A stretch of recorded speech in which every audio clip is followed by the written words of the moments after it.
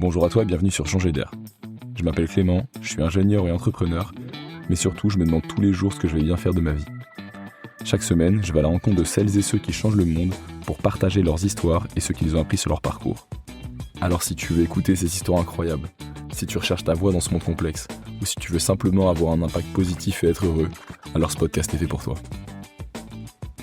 Aujourd'hui, je vous partage quelques extraits de l'épisode qui sortira cette semaine avec Philippe Azet. Philippe Azet, c'est un entrepreneur qui a lancé une belle association qui s'appelle Artisans d'Avenir.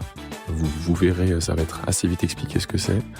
Et c'est aussi quelqu'un qui s'est posé beaucoup de questions sur son rôle dans la société, il a fait beaucoup de marketing en études et en fait il s'est demandé ce qu'il faisait là et à quoi il servait. Et donc je suis assez content de vous partager quelques extraits pour vous inviter à écouter l'épisode qui sortira cette semaine.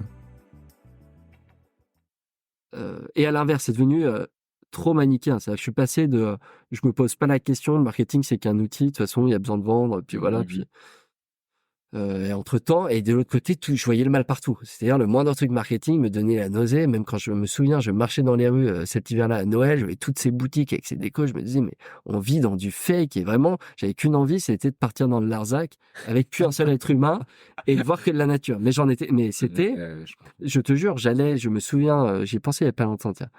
On était allé avec ma femme, du coup ma copine de l'époque, à la Fnac, et je me souviens avoir des bouffées d'angoisse en me disant mais c'est quoi cette société de merde, quoi. Mais vraiment, alors maintenant je suis un peu revenu en arrière, non pas que le marketing c'est génial, mais vraiment à l'époque je le vivais de manière épidermique, quoi, physique. C'était vraiment j'étais plus pas bien. détaché. Ouais, parce que ça me ramenait en permanence à la question pourquoi. Ouais, ok. Pourquoi on fait les choses, pourquoi on est, enfin, vraiment, qu'est-ce qu'on fout là, pourquoi on existe.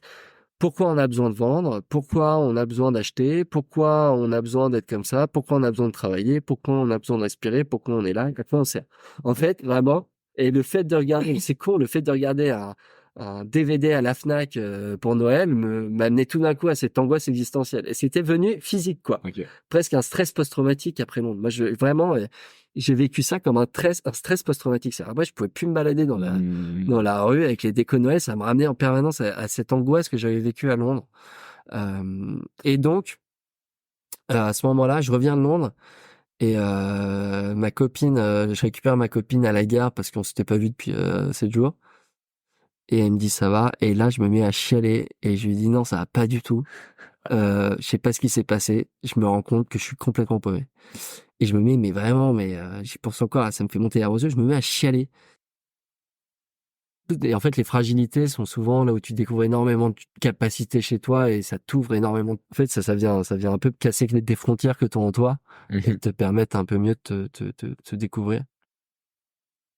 En fait, je me suis rendu compte, je veux changer le paradigme de la consommation, c'est-à-dire, il faut qu'on revienne à quelque chose de plus sage. Et je ne voulais pas qu'on retienne de nos générations qu'on était une génération de consommateurs. Façon Wall-E, c'est-à-dire on n'est plus foutu de faire grand-chose, on est juste là pour consommer. Et le système économique s'est construit comme ça. Et on s'appelle la société de Et, consommation. voilà. Et moi, j'étais là, je ne veux pas qu'on s'en sorte à ça. Ce qui a ouvert une autre porte que je n'avais pas. Et donc là, ça n'a pas été un coup de foudre, mais voilà, ça a ouvert des portes au fur et à mesure. Je suis devenu un peu plus sage. Et je me suis dit, en fait, c'est ça mon objectif, c'est d'essayer de remettre du sens dans ce que l'on fait, mais aussi et surtout d'essayer de résoudre des problèmes contemporains de ma génération. Ouais. Le reproche qu'on fait aux baby-boomers, ou que moi j'ai pu faire à mes parents, je me disais, je ne veux pas, alors je suis sûr qu'ils nous en feront, mais je veux pouvoir dire à mes enfants que ces enjeux-là, moi j'ai fait en sorte d'essayer de les confronter. Et aujourd'hui, Artisans d'Avenir, c'est 2 programmes du coup de formation, c'est des webinaires, des lives tous les mois. C'est un tour de France des artisans d'art qu'on a organisé il y a 1 an et qu'on va essayer de relancer, dont l'objectif est de faire émerger un peu les pépites de l'artisanat d'art de demain. On a des ateliers thématiques tous les mois pour nos adhérents, on a le podcast Voix, et en tout, c'est à peu près 4600 bénéficiaires, donc entrepreneurs depuis 2018. C'est un peu quasiment plus de 150 personnes accompagnées par notre programme de formation. Sur un marché où tu as 60 000 entreprises, 4600, c'est pas mal. Et aussi bizarre que ce soit, j'avais une panique bleue d'aller rencontrer mes bénéficiaires. Et ça, je pense que pour des entrepreneurs, et je le vois souvent. Il y a toujours cette panique bleue chez l'entrepreneur, et maintenant que j'accompagne des entrepreneurs, je le vois souvent.